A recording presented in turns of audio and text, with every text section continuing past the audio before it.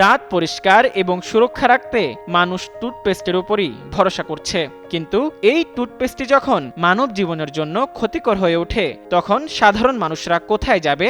সম্প্রতি দেশের বাজারে 34টি টুথপেস্টের মধ্যে 26টিতেই 76.5% মাইক্রোপ্লাস্টিকের উপস্থিতি পাওয়া গেছে বলে দাবি করেছে environment and social development organisation ESDO.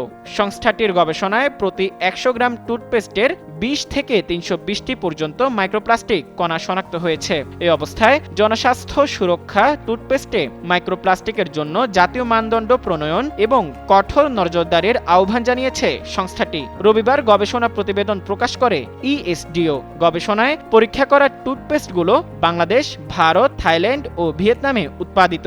এই 4টি দেশের উৎপাদিত টুথপেস্টে মাইক্রোপ্লাস্টিক পাওয়া গেছে।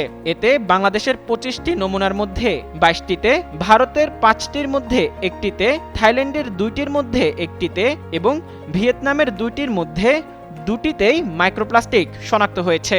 গবেষণায় আরও বলা হয়েছে, দেশে টুথপেস্ট মাইক্রোপ্লাস্টিক নিয়ন্ত্রণে জাতীয় মানদণ্ডের অভাব, নিয়মিত বাজার তদারকি সীমাবদ্ধতা এবং পরীক্ষাগারে সক্ষমতার ঘাটতি রয়েছে। তাই ইএসডিও সংশ্লিষ্ট সরকারি সংস্থা, নিয়ন্ত্রক কর্তৃপক্ষ, গবেষণা প্রতিষ্ঠান, প্রস্তুতকারক ও ভোক্তা অধিকার সংগঠনগুলোর প্রতি নিয়মিত বাজার তদারকি, পরীক্ষাগারের সক্ষমতা বৃদ্ধি, পণ্যের লেবেলে উৎপাদনের স্বচ্ছ তথ্য নিশ্চিত করা এবং এ বিষয়ে আরও গবেষণার আহ্বান জানিয়েছে।